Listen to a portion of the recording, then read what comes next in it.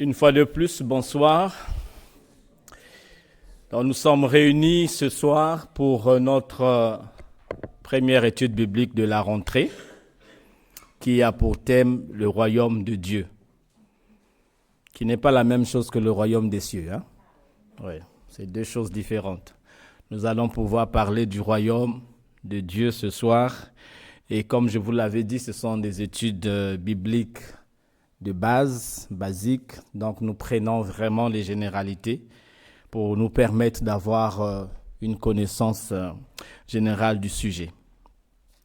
Si vous vous rappelez bien, lorsque Jésus-Christ est venu sur terre, sa première prédication a été « Repentez-vous, car le royaume de Dieu est proche ». Pourquoi il a parlé du royaume de Dieu? Parce qu'en fait, le royaume de Dieu, ce n'est pas simplement, c'est pas comme nous aujourd'hui on peut imaginer les royaumes de ce monde. Ce n'est pas un lieu physique avec un gouvernement. Et bien que dans le royaume de Dieu, nous trouvons aussi des lois, une certaine organisation. Mais le royaume de Dieu, c'est beaucoup plus que ça. Le royaume de Dieu se manifeste en fait où se vit. Il se vit. Alors que les royaumes de ce monde, on vit dedans. Mais le royaume de Dieu, il se vit. Et Jésus, en disant « Repentez-vous, car le royaume de Dieu est proche », il voulait simplement parler, il voulait faire un appel à chaque personne pour entrer dans une nouvelle relation avec Dieu. Pourquoi? Tout simplement parce que notre relation avec Dieu, elle est fondamentale. Et cette relation, à travers le salut que Jésus nous a apporté à la croix, cette relation a changé. Avant, nous étions tous des créatures de Dieu. Tout le monde, au départ, est une créature de Dieu. Mais par le salut que nous avons reçu en Jésus-Christ, par le moyen de sa mort et de sa résurrection, nous sommes devenus membres du royaume de Dieu. Et là, c'est toute la différence. Alors, nous allons lire une première référence, 1 Pierre chapitre 2, le verset 9. 1 Pierre chapitre 2, le verset 9, il est dit dans la version Louis II, « Vous, au contraire, vous êtes une race élue, un sacerdoce royal, une nation sainte, un peuple acquis, afin que vous annonciez les vertus de celui qui vous a appelé des ténèbres à son admirable lumière. » Vous êtes une race élue et un sacerdoce royal. Un sacerdoce royal, dans des mots plus clairs, signifie simplement vous êtes un ensemble des serviteurs du roi. Donc chaque chrétien, chaque personne qui est née de nouveau par la foi en Jésus-Christ devient automatiquement serviteur du roi des rois, de Dieu lui-même et de Jésus-Christ, qui est aussi le roi. Nous avons tous été délivrés des ténèbres pour la lumière, de la domination de Satan pour le royaume de Dieu.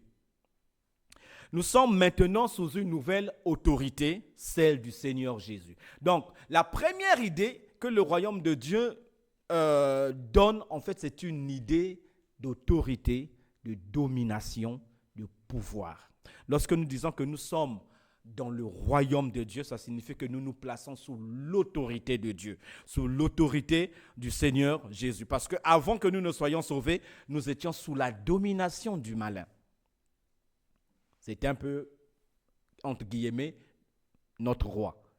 Mais par la foi en Jésus, nous avons été délivrés de la domination de Satan. Donc quand le croyant commence à grandir dans sa nouvelle vie dans le Seigneur, il découvre rapidement que la seule manière dont il peut jouir de la vie dans le royaume de Dieu, c'est d'avoir une bonne relation avec Jésus. On peut être membre de l'Église sans être citoyen du royaume de Dieu. On peut être inscrit dans une église sans pourtant vivre le royaume de Dieu. Parce que le royaume de Dieu, c'est une question de relation. Nous allons le voir plus tard. Donc, au début de notre vie avec Dieu, cette relation avec Christ se situe à 2 niveaux.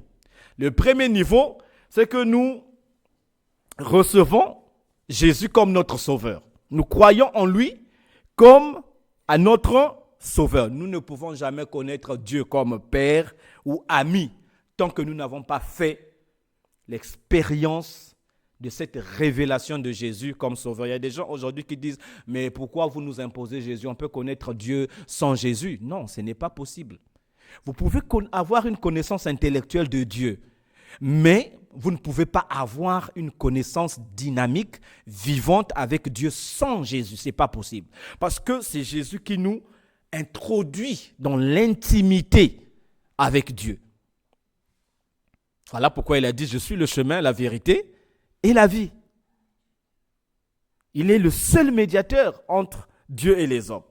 Donc, au début, nous recevons la révélation que Jésus est notre sauveur parce qu'il est mort à la croix pour nous et il nous a sauvés du royaume de Satan. Jésus nous a sauvés de 2 choses. La première chose que nous reconnaissons dans le salut que Jésus nous a apporté, c'est qu'il nous a sauvés du jugement de Dieu. 1 Thessaloniciens chapitre 1, le verset 10. Est-ce que quelqu'un peut nous lire cette référence? 1 Thessaloniciens chapitre 1, verset 10. Et pour attendre de cieux son Fils, Mm-hmm. il a ressuscité des morts, Jésus, qui nous délivre de la colère à venir. Voilà. Jésus nous délivre de la colère à venir. La colère à venir, c'est le jugement de Dieu qui se manifestera à la fin des temps. Mais aujourd'hui, tous ceux qui sont sauvés, Jésus a dit, ceux-là qui croient en mon nom sont déjà passés de la mort à la vie. Ils ne viennent plus en jugement. Donc nous ne devons plus avoir peur. Ah, il y a le jugement qui nous attend. Non, les enfants de Dieu ne passeront plus par le jugement. Le jugement, pour nous, Jésus l'a déjà subi à la croix. Donc, 1 Thessaloniciens, nous prenons le chapitre 5, le verset 9. Quelqu'un peut ajouter ce verset, c'est dans la même idée. Car Dieu ne nous a pas destinés à la colère, mais à l'acquisition du salut par notre Seigneur Jésus. Voilà. Dieu ne nous a pas destinés à la colère. Il y a des gens parfois qui vivent dans la peur. Est-ce que j'irai au ciel? Mais dès lors que tu crois en Jésus, tu l'as reçu comme ton sauveur, tu n'as plus besoin de craindre la colère de Dieu. Parce que la colère de Dieu, elle est tombée là. Le châtiment qui nous donne la paix est tombé sur lui. Et quand on a la paix avec Dieu, on n'a plus besoin d'avoir peur. Donc Dieu ne nous a pas destinés à la colère, mais plutôt au salut par Jésus-Christ. Et la deuxième chose de laquelle Jésus nous a sauvés, c'est de la puissance de Satan. Actes chapitre 26, verset 18, et nous allons lire aussi Colossiens chapitre 1, le verset 13. Actes des apôtres, chapitre 26, verset 18. Il est dit, je vais commencer à partir du verset 17, « Je t'ai choisi du milieu de ce peuple et du milieu des païens, vers qui je t'envoie, afin que tu leur ouvres les yeux, pour qu'ils passent des ténèbres à la lumière et de la puissance de Satan à Dieu, pour qu'ils reçoivent par la foi en moi le pardon des péchés et l'héritage avec les sanctifiés. » Ici, c'est Paul qui donne le témoignage de sa vocation. Il dit, Dieu ou le Seigneur Jésus l'a choisi pour qu'il puisse ouvrir les yeux des païens, afin qu'ils passent des ténèbres. Les ténèbres, c'est la représentation de la domination satanique à la lumière et de la puissance de Satan à Dieu. Il y a Colossiens chapitre 1, le verset 13, qui quelqu'un peut lire. Qu'est-ce qu'il est dit? Colossiens chapitre 1, verset 13. Il nous a délivrés de la puissance des ténèbres, et nous a transportés dans le royaume du Fils de son amour. Voilà, dans ma version, il est dit, il nous a délivrés de la puissance des ténèbres et nous a transportés dans le royaume de son Fils bien-aimé. Et ici, il y a une grande vérité que nous devons comprendre. Le royaume de Dieu n'est pas une réalité future. Elle est une réalité présente déjà. Parce que si vous voyez bien, le temps avec lequel on a conjugué ce verbe, c'est du passé. Lui, le Père, il nous a délivrés de la puissance des ténèbres et nous a transportés. Dans d'autres versions, il est dit nous a transférés dans le royaume de son Fils bien-aimé. Donc, dès maintenant, nous sommes déjà dans le royaume de Jésus-Christ. Nous sommes citoyens de ce royaume-là. Nous vivons dans ce royaume. Pourquoi? Parce que, et nous le verrons plus tard, parce que le royaume, c'est lui-même le Seigneur. Donc, nous avons été délivrés de la puissance de Satan. Les enfants de Dieu ne doivent plus avoir peur de Satan. Jésus l'avait dit, je vous ai donné le pouvoir de marcher sur les serpents, sur les scorpions et sur toute la puissance de l'ennemi. C'est le royaume de Dieu. Donc, ce que nous vivons dans le royaume, nous sommes de ceux qui sont assis avec Jésus dans les lieux célestes. Donc, ça c'est la première révélation que nous recevons. Jésus est notre sauveur. Il nous a fait changer de régime. Nous étions sous le régime du diable. Il nous a introduits dans le régime d'amour de notre Père et de lui-même le Sauveur. Mais ce n'est pas tout. Nous ne devons pas nous arrêter seulement à cette révélation. La seconde révélation qui nous vient après, c'est celle de Seigneur. Colossiens chapitre 2, les versets 6 à 7.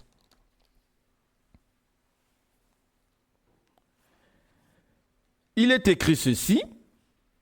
Ainsi donc, comme vous avez reçu le Seigneur Jésus-Christ, marchez en lui, étant enracinés et fondés en lui et affermis par la foi, d'après les instructions qui vous ont été données et abondez en actions de grâce. Donc, on n'a pas seulement reçu Jésus comme sauveur, mais on l'a aussi reçu comme Seigneur. Et moi, j'aime bien l'image que nous, en tant que salutistes, nous donnons au monde par rapport à notre uniforme. Nous portons sur notre uniforme 2 S qui expriment ces 2 grandes vérités. Nous sommes sauvés par le Sauveur pour servir le Seigneur. Est-ce que vous voyez ça? Donc, quand tu as ton uniforme en toi, il y a ces 2 grandes vérités-là. Je suis sauvé par le Sauveur pour servir le Seigneur. C'est vrai que nous allons servir nos semblables, mais nous servons le Seigneur au travers de nos semblables. C'est le Christ que nous servons. Ce ne sont pas les hommes. Si nous servons les hommes, c'est parce que nous sommes au service du Christ. Mais ne faisons pas le contraire.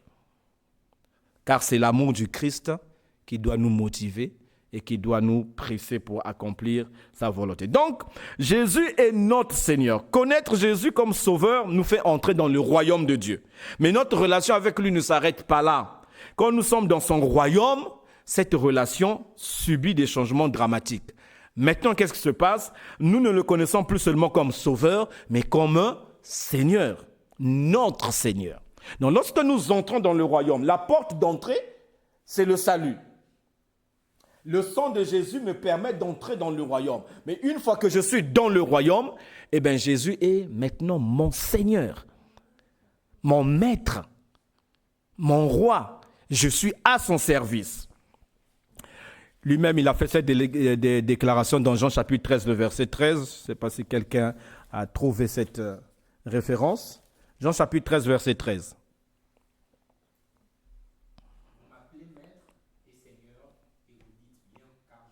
Voilà. Jésus le dit à ses disciples. Vous m'appelez maître Seigneur.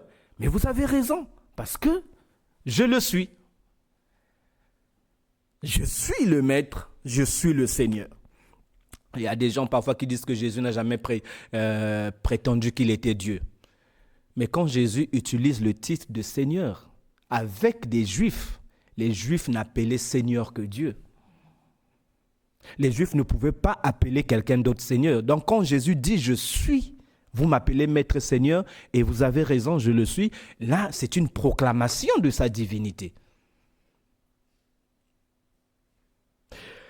Jésus, et dans 2 Pierre chapitre 3, le verset 18, Pierre décrit aussi ces deux aspects de notre relation avec Christ. Quelqu'un peut nous lire 2 Pierre chapitre 3, le verset 18.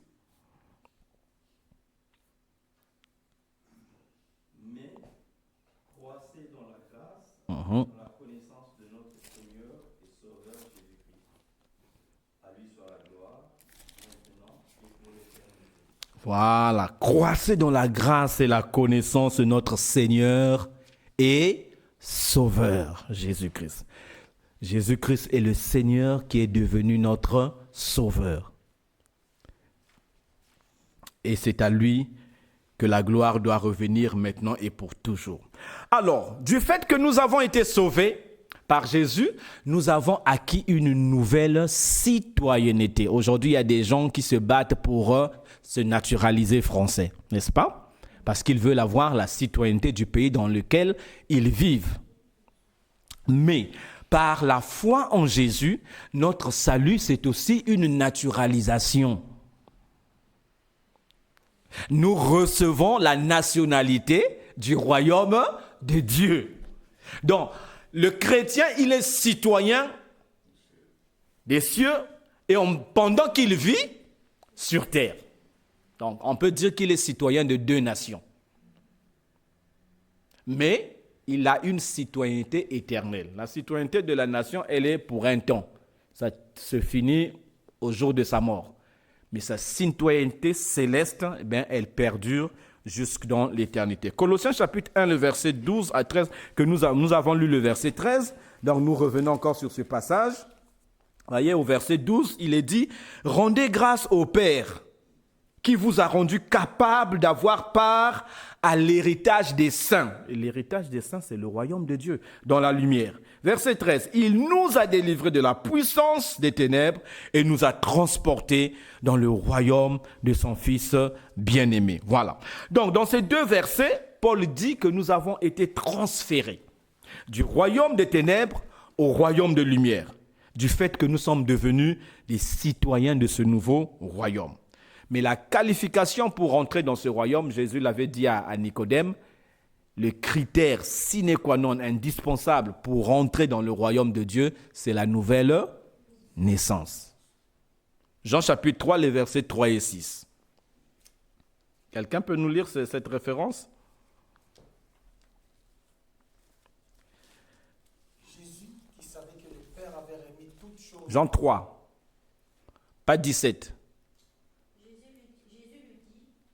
répondit, en vérité, je te le dis, Mhm. si un homme né de nouveau, il ne peut voir le royaume de Dieu. Voilà. Et le verset 6?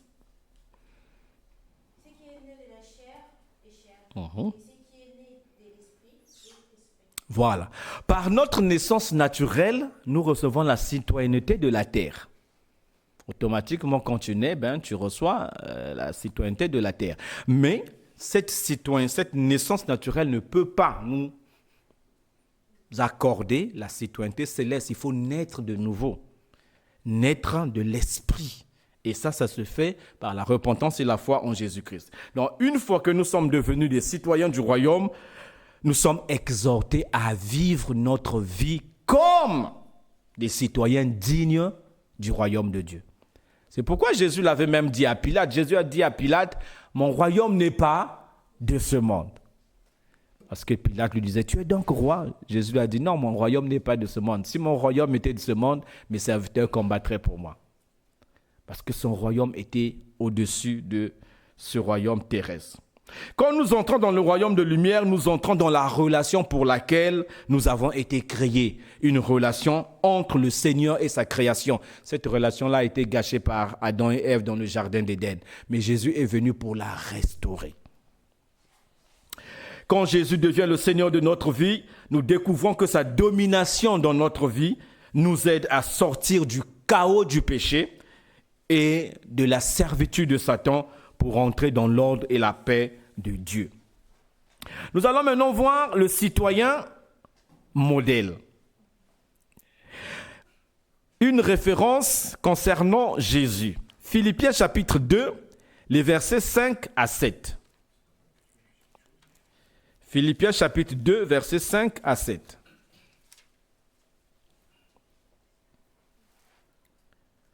Je venais de vous dire qu'une fois que nous sommes entrés dans le royaume de lumière, nous sommes appelés maintenant à vivre d'une manière digne de ce royaume. Et comment pouvons-nous vivre d'une manière digne de ce royaume? Nous allons voir l'exemple de Jésus. Il est dit dans Philippiens 2, 5 à 7. Ayez en vous les sentiments qui étaient en Jésus-Christ, Mhm. lequel, existant en forme de Dieu, n'a point regardé comme une proie à arracher d'être égal à Dieu, Mhm. mais s'est dépouillé lui-même en prenant une forme de serviteur, en devenant semblable aux hommes, et ayant paru comme un simple homme. Voilà.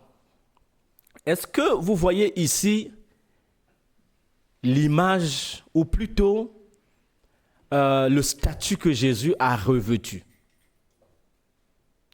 Jésus était Dieu, Jésus était Seigneur, mais il est devenu un serviteur. C'est ce que il est écrit là. Il s'est dépouillé lui-même en prenant une forme de serviteur. Il est l'exemple que chaque citoyen de son royaume doit suivre. Donc, tous les citoyens du royaume de Dieu sont appelés à être des serviteurs. Et qu'est-ce qui caractérise le vrai serviteur dans le royaume de Dieu? C'est l'humilité. Jésus l'avait dit, dans le royaume de Dieu, même celui qui est comparable à Jean, c'est-à-dire celui qui est plus petit que Jean peut être plus grand dans le royaume de Dieu. Parce que les valeurs du royaume sont différentes des valeurs de ce monde. Dans ce monde, les grands, on les reconnaît par leurs capacités, leurs compétences, leurs acquis, leurs richesses, tout ça. Mais dans le royaume de Dieu, c'est différent. Tu peux être grand sur la terre, mais dans le royaume de Dieu, tu es très très petit. Tu peux être très petit, insignifiant, peut-être même invisible sur la terre, mais dans le royaume de Dieu, tu es grand. Parce que les valeurs sont différentes. Lisons quelques références pour voir ce que Jésus a enseigné sur l'humilité, sur le service. Jean chapitre 13, versets 13 à 15. Et Matthieu 20, versets 26 à 28.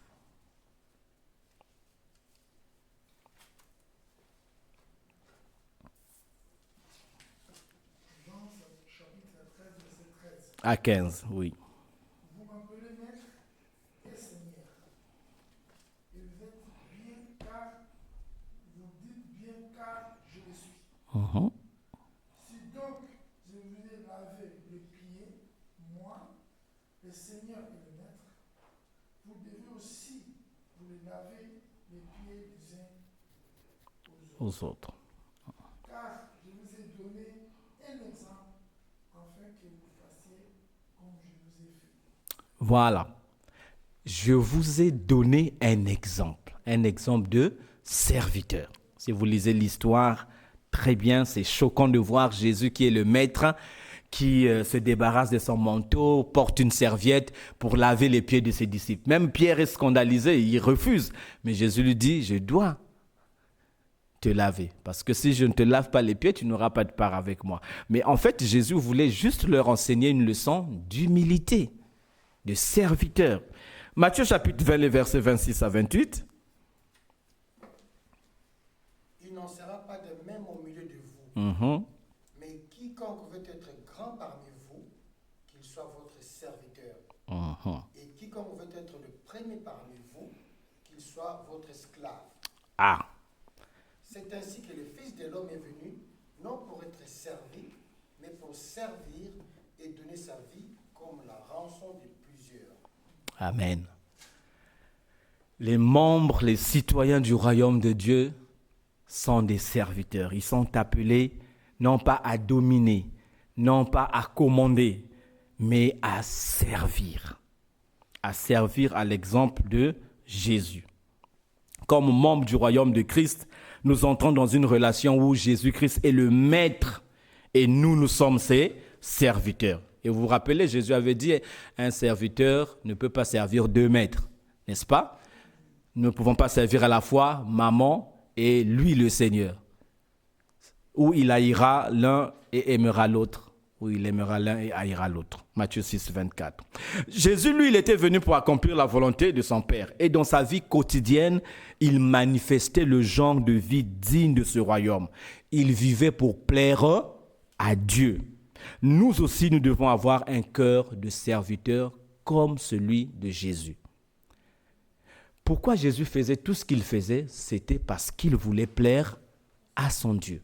Et nous devons également tout faire pour plaire à notre Seigneur.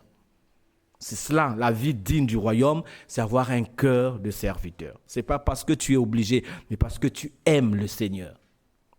Alors, quelques paradoxes du royaume. Comme je vous l'avais dit, les valeurs du royaume de Dieu sont différentes des valeurs de ce royaume. Plusieurs chrétiens n'aiment pas l'idée de serviteur. Beaucoup. Et aujourd'hui, nos églises sont en train d'être détruites par ce genre de personnes qui ne veulent en aucune façon être des serviteurs de leurs frères et sœurs. Ils veulent seulement être des boss, des chefs qui donnent des ordres, qui commandent. Pourquoi? Parce qu'ils se disent que quand on est serviteur, c'est comme si on devenait inférieur à ceux qu'on sert. Ah non. Mais Jésus, il a servi alors qu'il était le Seigneur. Il n'est pas devenu inférieur. Mais dans la Bible, nous allons trouver 4 paradoxes intéressants. Le premier paradoxe, c'est celui où dans l'esclavage, il y a la liberté. Ça, c'est un paradoxe du royaume. Romains chapitre 6, versets 16 à 23. Romains 6, 16 à 23. Je vais faire la lecture. Ne savez-vous pas qu'en vous livrant à quelqu'un comme esclave pour lui obéir, vous êtes esclave de celui à qui vous obéissez, soit du péché qui conduit à la mort, soit de l'obéissance qui conduit à la justice. Mais grâce soit rendue à Dieu de ce que, après avoir été esclave du péché, vous avez obéi de cœur à la règle de doctrine dans laquelle vous avez été instruits. Ayant été affranchis du péché, vous êtes devenus esclaves de la justice. Vous voyez le paradoxe qui est là, dans le verset 18. Donc, nous sommes esclaves du Seigneur, mais dans l'esclavage par rapport au Seigneur Jésus, nous avons la liberté par rapport au péché.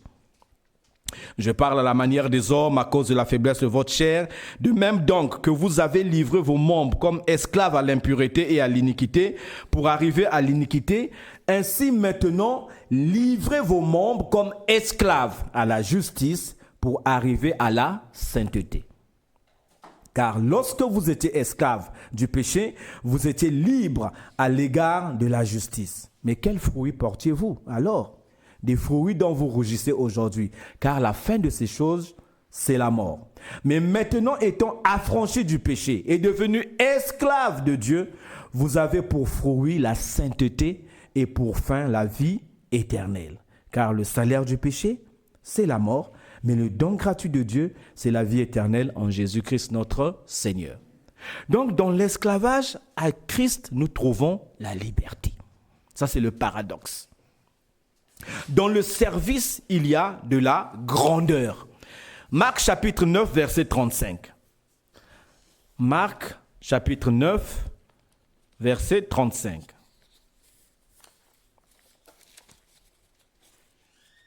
Alors il s'assit, appela les 12 et leur dit, si quelqu'un veut être le premier, il sera le dernier de tous et le serviteur de tous. Voilà. Et je vais lire la deuxième référence, chapitre 10, 43 à 44. Il n'en est pas de même au milieu de vous, mais quiconque veut être grand parmi vous, qu'il soit votre serviteur. Et quiconque veut être le premier parmi vous, qu'il soit l'esclave de tous. Donc, dans le service, il y a la grandeur. Je me rappelle encore, il y a une parole que notre principal aimait nous dire à l'EFO. Celui qui a des moyens, qui donne à celui qui n'en a pas. Entre la main qui donne et la main qui reçoit, quelle est la main qui est plus grande? C'est celle qui donne. Mais parfois on se dit, pourquoi je dois donner? Alors que nous ne savons pas qu'il y a de la grandeur dans le don. Parce que quand tu donnes, tu montres que tu es grand. tu accordes une grâce à celui qui n'en a pas. Et celui qui tend la main est dans une situation d'infériorité parce qu'il dépend de toi. C'est ce que le Christ a fait. Il est venu, il a donné sa vie, mais dans le service. Donc dans le service, il y a la grandeur. Mais lorsque nous nous attachons à la grandeur, eh bien, il y a l'abaissement aux yeux de Dieu. Le troisième paradoxe, c'est dans l'humilité, il y a l'élévation. Luc 18, le verset 14. Luc 18, le verset 14.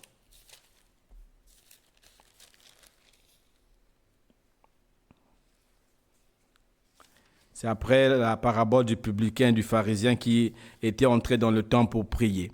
Qu'est-ce que Jésus donne comme conclusion? Je vous le dis, celui-ci, là il parle du publicain qui n'arrivait pas à regarder même Dieu, mais qui se frappait la poitrine en disant « Ô Dieu, sois apaisé envers moi qui suis un pécheur. » Je vous le dis, celui-ci descendit dans sa maison justifié plutôt que l'autre. L'autre, c'était qui? Le pharisien qui disait à Dieu, « Seigneur, regarde-moi, je suis juste. Je ne suis pas comme cet homme qui n'arrive même pas à jeûner. Moi, je jeûne 2 fois, je paye la dîme, je fais ceci.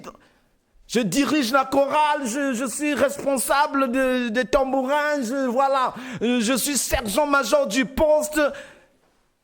Je ne suis pas comme ce petit soldat-là qui ne connaît rien. » Mais Jésus dit, quiconque s'élève sera abaissé, et celui qui s'abaisse sera élevé. Oui, il y a de l'élévation dans l'humilité. C'est le paradoxe du royaume. Mais dans le monde séculier, c'est le contraire. Si tu es humble, on te considère comme étant de la pourriture. On te méprise. Et le dernier paradoxe, dans la soumission, il y a l'autorité. Jacques chapitre 4, le verset 7. Je vais juste prendre cette référence-là. Jacques chapitre 4, le verset 7.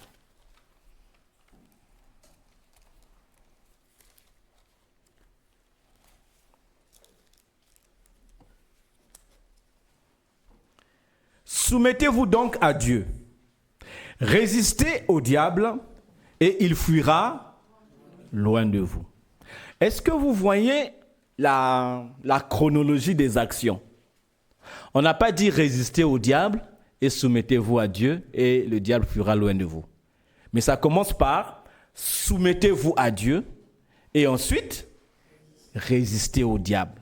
Donc c'est dans la soumission que le chrétien a ou reçoit de Dieu l'autorité pour résister au diable.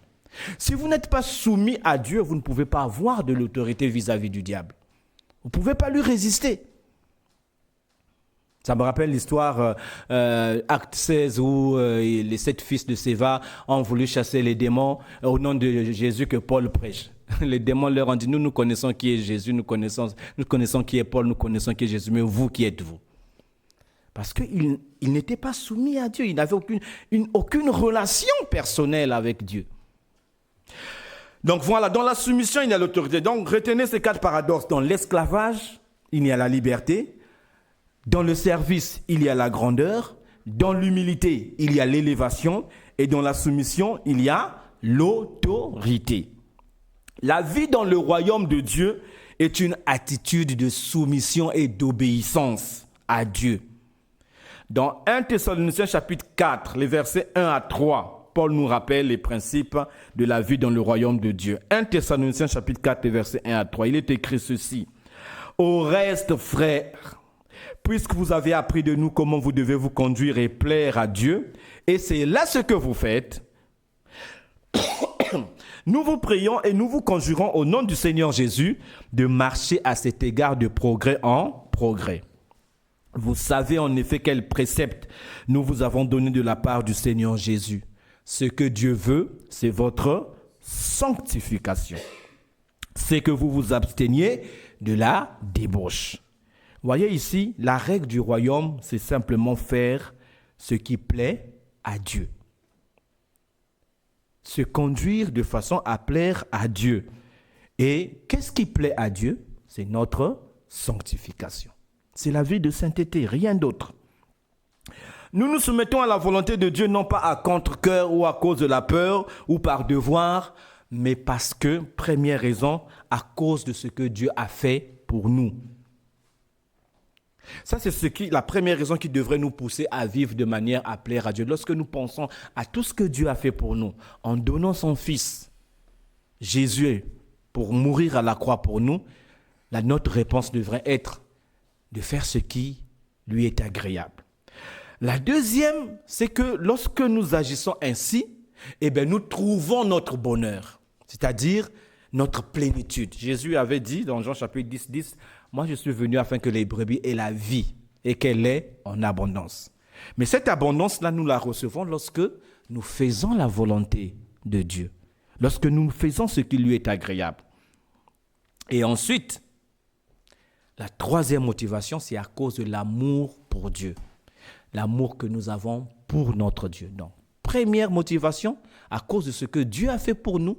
Deuxième motivation, parce qu'en agissant ainsi, nous trouvons notre épanouissement spirituel, notre bonheur. Et la troisième raison, c'est à cause de l'amour que nous avons pour Dieu. Jésus l'avait dit, si vous m'aimez,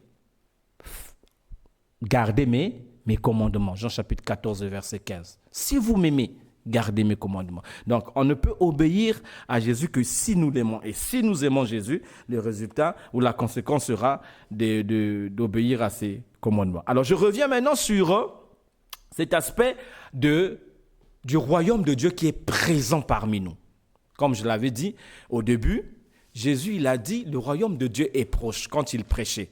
Mais vous allez vous rendre compte que plus tard, dans le texte de Matthieu 12, je vais lire ce verset. Matthieu 12, verset 27. Je vais commencer au verset 27. Matthieu 12. Non, qu'est-ce que je dis? Matthieu 12, verset 27 à 28. Qu'est-ce que Jésus dit? Parce lorsque Jésus avait chassé des démons, les gens lui ont dit, c'est par le pouvoir de Belzébul que tu chasses les démons. Donc, il voulait dire que Jésus avait utilisé juste la puissance de Satan. Mais Jésus va dire, et si moi je chasse les démons par Belzébul, vos fils par qui les chassent-ils? C'est pourquoi ils seront eux-mêmes vos juges. Et au verset 28, écoutez ce qu'il dit. Mais si c'est par l'Esprit de Dieu que je chasse les démons, le royaume de Dieu est donc venu vers vous. Est-ce que vous voyez? Si c'est par l'Esprit que je chasse les démons, ça veut dire que le royaume de Dieu est venu vers vous. Donc, en fait, qu'est-ce qu'il voulait dire? Que le royaume de Dieu, c'est lui-même. Parce que c'est lui qui était là. Le royaume de Dieu est personnifié en Jésus. Toute la puissance de Dieu est en lui.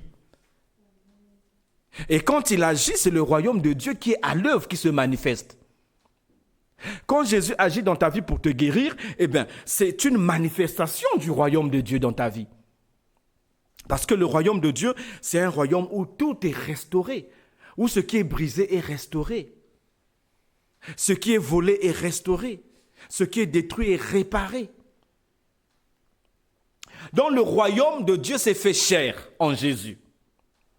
Le royaume de Dieu était présent dans la personne de Jésus, car là où est le roi, là aussi est le royaume. En Jésus, les gens ont eu un aperçu de deux choses.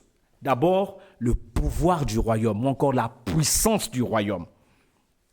Dans Matthieu chapitre 4, le verset 23, Jésus l'a dit, Jésus parcourait toute la Galilée, enseignant dans les synagogues, prêchant la bonne nouvelle du royaume. Et voyez, qu'est-ce qui suivait? Prêchant la bonne nouvelle du royaume et guérissant toute maladie et toute infirmité parmi le peuple. Donc lorsque Jésus guérissait les malades, en fait, les gens avaient un aperçu du royaume de Dieu. Cette puissance qui se manifestait là contre les instruments sataniques, c'était la manifestation du royaume de Dieu. Mais aussi, pas seulement la puissance du royaume, mais ils ont aussi vu la culture du royaume.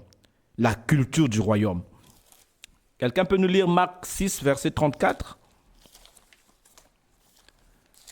Marc chapitre 6, verset 34.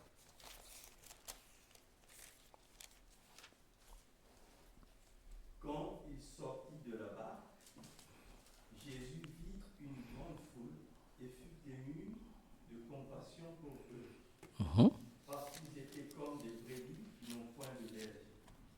Et il se mit à leur enseigner beaucoup de choses. Amen. La culture du royaume, c'est quoi par rapport à ce texte?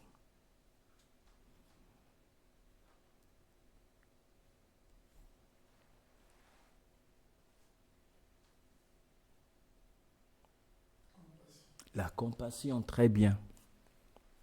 Très bien, Serge-Émile. C'est la compassion, la culture du royaume. Dans le royaume de Dieu, c'est la compassion qui règne. Parce que Dieu lui-même, c'est le Dieu de toute compassion. Et ses serviteurs doivent être remplis de compassion. Quand Jésus raconte l'histoire du Samaritain ou du bon Samaritain, en fait, il parle du royaume de Samaritain, parce que quand on lui a demandé qui est notre prochain, Jésus raconte cette histoire et à la fin il dit, toi va et fais de même. Agis avec compassion. C'est ça la culture du royaume. Agir avec compassion vis-à-vis des autres. Le Seigneur Jésus est maintenant assis à la droite du Dieu Tout-Puissant, avec tout pouvoir et toute autorité à sa disposition. Nous allons voir les degrés superlatifs de Jésus, du règne de Jésus. Il y a des choses qui sont dites au sujet de Jésus qu'aucun homme sur la terre n'a de pareil. Ce n'est pas possible. Jésus, il est unique. Il est exceptionnel. Concernant son autorité, quand on parle de son règne, le règne de Jésus est infiniment élevé. Éphésiens chapitre 1, les versets 19 à 21. Que quelqu'un nous lise ce beau passage, ce passage très fort. Éphésiens chapitre 1, 19 à 21.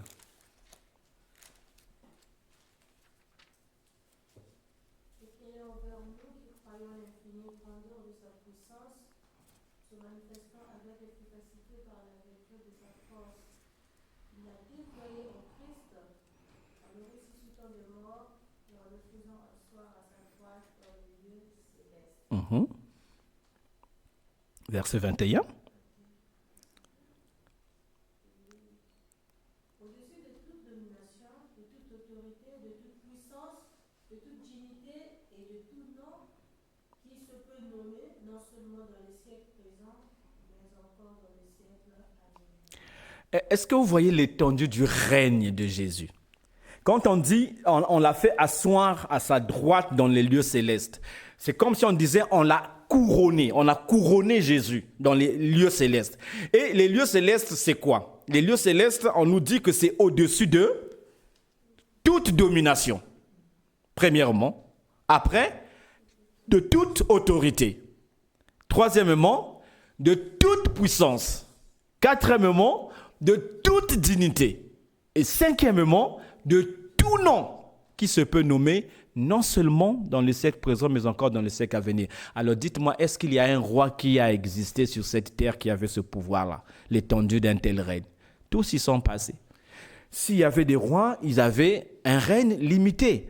Limité géographiquement, limité démographiquement, limité dans le temps. Mais Jésus, lui, il ne connaît pas de limite. Son règne est au-dessus de toute domination, de toute autorité, de toute puissance, de toute dignité et de tout nom.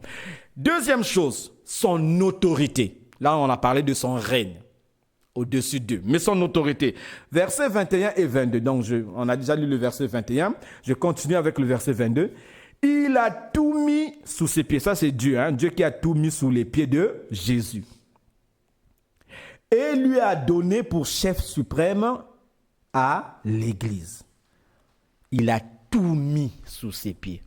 Une autorité étendue, une autorité illimitée. C'est-à-dire, toutes choses sont sous les pieds de Jésus. Il n'y a aucun homme qui peut prétendre à une telle autorité. Les parents ont parfois une autorité sur leurs enfants, point barre, c'est fini. Quand ils sortent dans la rue, là, ils n'ont plus d'autorité. Parce qu'ils ne peuvent pas exercer leur autorité sur n'importe qui. Mais le Seigneur Jésus peut exercer son autorité sur n'importe qui. Même ceux qui dans ce monde s'appellent des grands. Quand Jésus décide de les humilier, il le fait. Le trône de Jésus. Et il y a une autre référence sur l'autorité de Jésus. Vous vous rappelez, Matthieu 28, 18, quand Jésus dit « Voici, tout pouvoir m'a été donné dans le ciel et sur la terre. » Voilà, c'est là l'étendue de Jésus, de son autorité. Son autorité s'étend dans le ciel et sur la terre. Son trône est éternel, le trône de Jésus. Hébreux chapitre 1, le verset 8. Et ça, il n'y a que Jésus qui a un trône comme ça. Hébreux chapitre 1, le verset 8. Mais il a dit au Fils, ton trône, ô Dieu, est éternel. Le sceptre de ton règne est un sceptre d'équité. Donc, et ça c'est quelque chose de très important. Jésus n'est pas Seigneur parce que nous le déclarons qu'il est Seigneur. Jésus n'est pas Seigneur parce que nous le célébrons dans cette église, Seigneur Jésus. Que nous le célébrons ou pas, il est Seigneur. Et il le sera pour toute l'éternité. Il demeure Seigneur de toute éternité parce que son trône ne connaîtra jamais de fin. Il y a des coups d'État qui se font actuellement. Beaucoup de renversements de pouvoir politique par des militaires dans beaucoup de pays d'Afrique ou encore par le moyen des élections. Mais Jésus, personne ne pourra le renverser. Il a un trône éternel. Il a aussi un pouvoir infiniment grand. Dans Hébreux chapitre 1, le verset 3, on nous dit « Le Fils est le reflet de sa gloire et l'empreinte de sa personne. Et il soutient toutes choses par sa parole puissante. » Il soutient toutes choses par sa parole puissante. Dans le pouvoir de Jésus, c'est un pouvoir infiniment grand qui s'exerce dans les cieux, sur la terre, dans la mer. Vous voyez, il a calmé les vents et les tempêtes quand il était là. Il a multiplié le pain, il a ressuscité les morts. Il a guéri un aveugle-né, un malade depuis 38 ans et purifié les lépreux. Voilà, le pouvoir de Jésus. Et ensuite, son nom. Le nom de Jésus. Philippiens 2, le verset 9 à 11.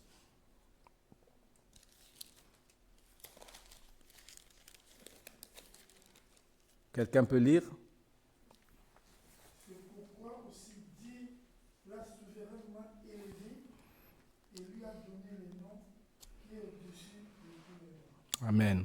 Afin qu'au nom de Jésus, tout genou fléchisse dans le ciel, sur la terre et sous la terre.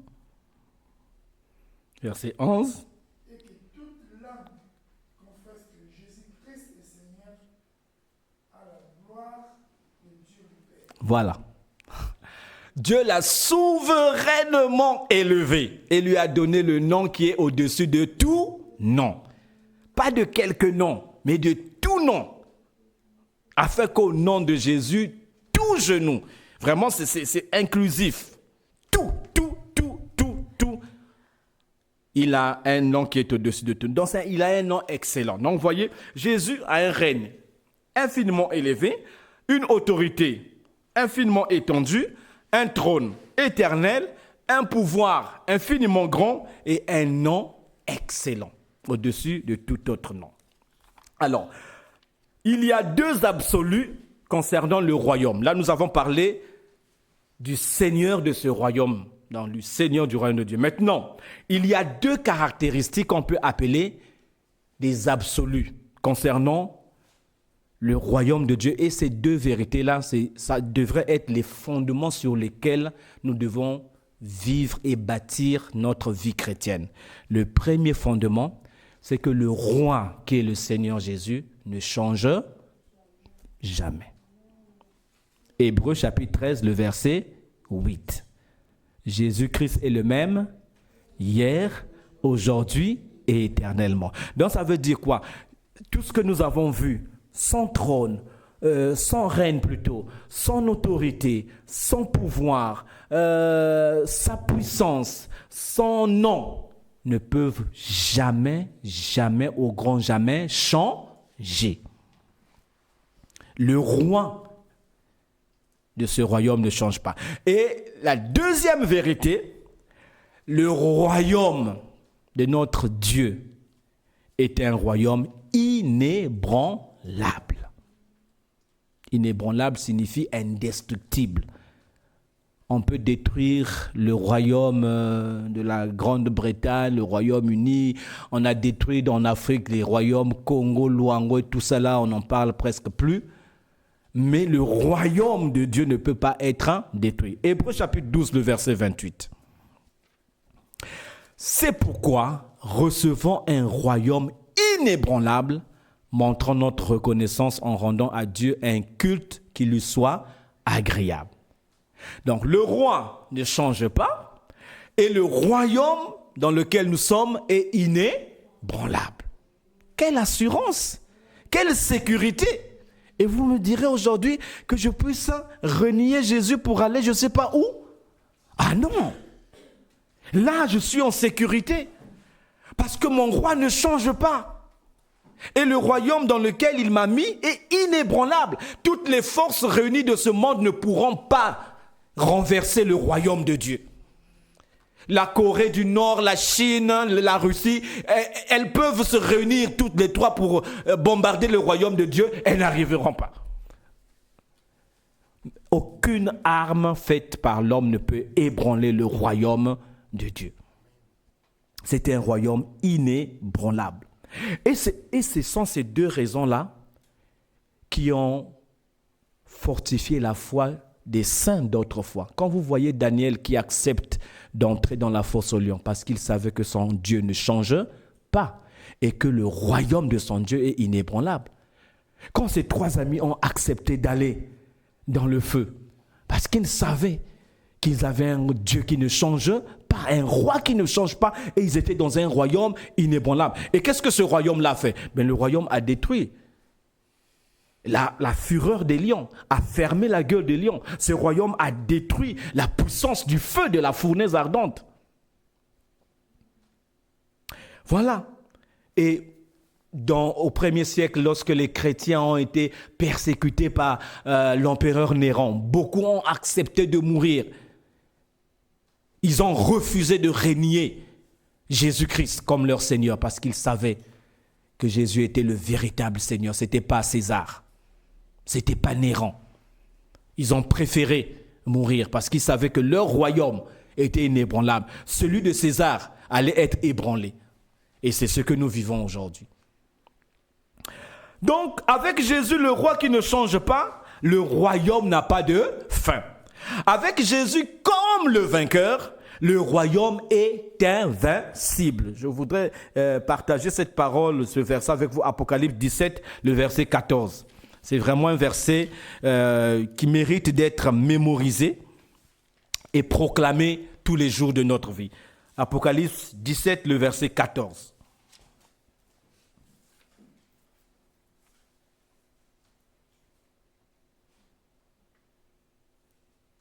Ils combattront contre l'agneau et l'agneau les vaincra. Parce qu'il est le Seigneur des seigneurs et le roi des rois.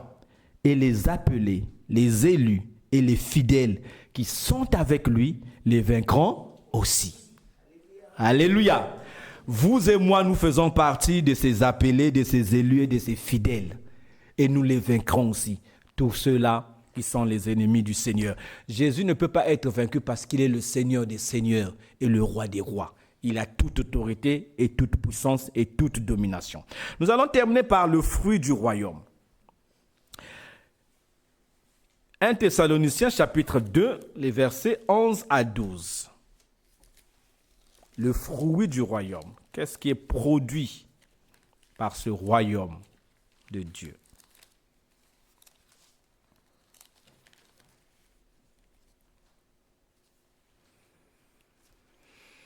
1 Thessaloniciens 2, versets 11 à 12.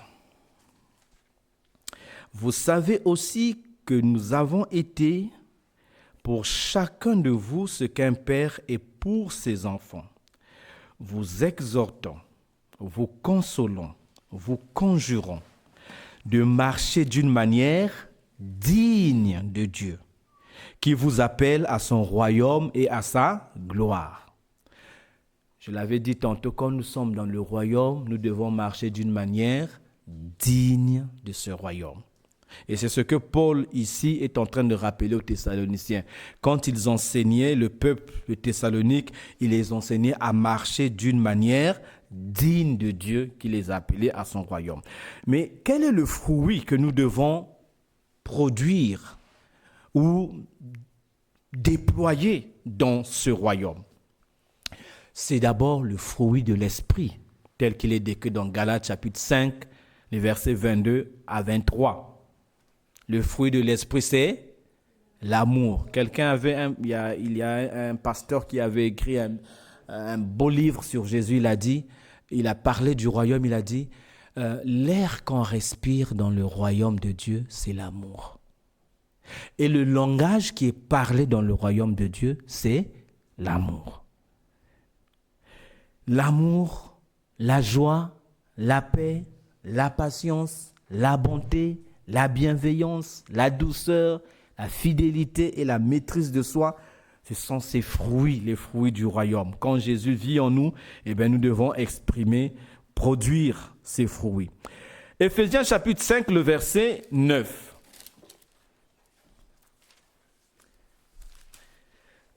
Quelqu'un pour nous lire ce texte, Éphésiens chapitre 5, verset 9.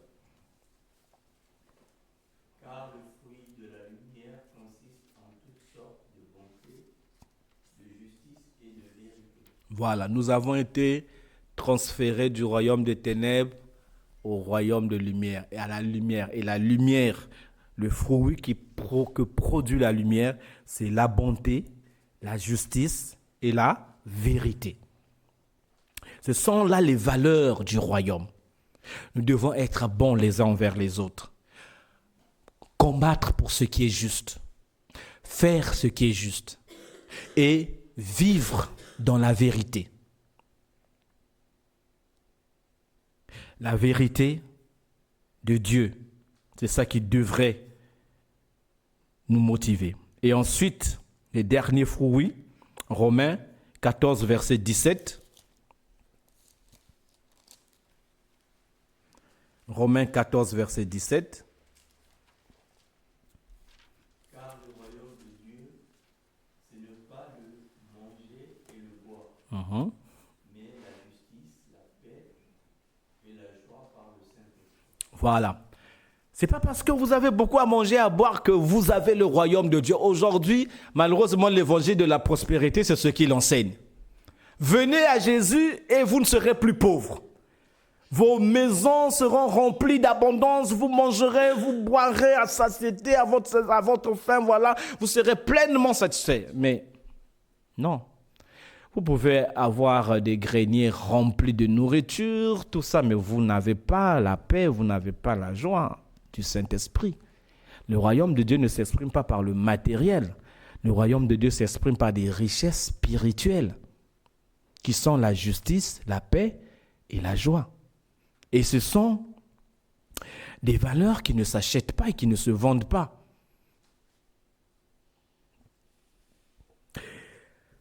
Pour conclure notre étude biblique de ce soir, sachez, mes chers frères et sœurs, que nous avons été créés par Dieu, mais nous avons aussi été créés pour son royaume et le genre de vie qu'on y mène. Le fruit de ce royaume est le résultat naturel de l'œuvre du miracle de la nouvelle naissance que le Saint-Esprit a accompli en nous.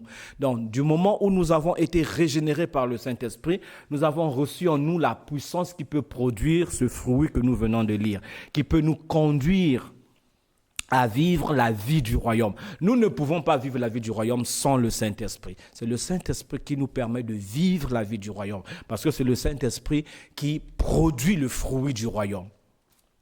Comme citoyens du royaume de Dieu, notre responsabilité est de vivre maintenant comme les personnes que Dieu nous a destinées à être par le moyen de notre nouvelle naissance. Pour terminer, la dernière référence, 1 Pierre chapitre 2, versets 11 à 12.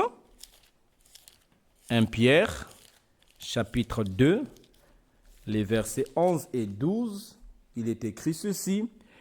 Je commence au verset 11. Bien-aimés, je vous exhorte comme étrangers et voyageurs sur la terre. Donc, vous voyez déjà qu'il y a une différence ici. Nous sommes sur la terre comme qui? Des étrangers et des voyageurs. À vous abstenir des convoitises charnelles qui font la guerre à l'âme. Le verset 12. Ayez au milieu des païens une bonne conduite, la conduite du royaume, afin que là même où ils vous calomnient comme si vous étiez des malfaiteurs, ils remarquent vos bonnes œuvres et glorifient Dieu au jour où il les visitera. Voilà, vous êtes un peuple acquis, une nation sainte, un royaume, un sacerdoce royal. Dans d'autres versions, on dit un royaume des sacrificateurs. Donc vous et nous, nous sommes maintenant des serviteurs de Jésus-Christ qui est le Seigneur.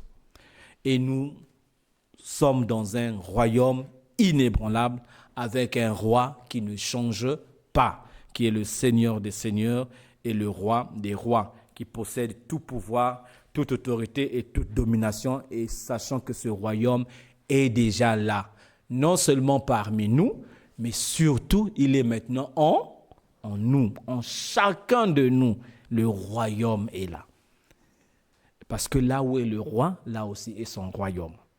Que le Seigneur bénisse sa parole et nous aide à vivre de manière digne de son royaume. Prions. Merci, Seigneur Jésus, de nous avoir délivrés de la puissance de Satan et du péché par ta mort sur la croix et d'avoir fait de nous des citoyens de ton royaume. Oui, Seigneur, nous ne sommes plus des serviteurs de Satan et de ce monde, mais nous sommes tes serviteurs. Remplis-nous encore de ton esprit et aide-nous à être chaque jour soumis à ton règne, et que nos prières de chaque jour s'expriment en ces mots: que ton règne vienne, que ton règne se manifeste, que ton règne s'étende et que ton règne demeure dans nos vies et autour de nous. Seigneur, parfois ce que nous voyons et entendons dans ce monde suscite en nous de la confusion et nous nous disons: mais pourquoi tout ce mal? Où est Dieu? Mais ce soir, tu viens de nous rappeler que tu es le roi des rois, le Seigneur des seigneurs. Et le plus important pour nous, c'est notre relation avec toi. Aide-nous, Seigneur, à développer, à soigner cette relation et surtout à croître dans la connaissance de notre Seigneur et Sauveur Jésus. Père, merci. Tiens-nous plus près de toi. Continue à ouvrir nos yeux pour que nous puissions contempler la beauté et la grandeur de ton royaume. Et que remplis de cet amour, de cette joie, de cette paix qui se dégage de ton royaume, que nous soyons des canaux de bénédiction dans le monde, ce monde dans lequel tu nous as placés comme étrangers et voyageurs. Que ta grâce repose encore sur nous et nous te prions ainsi dans le nom de Jésus. Amen.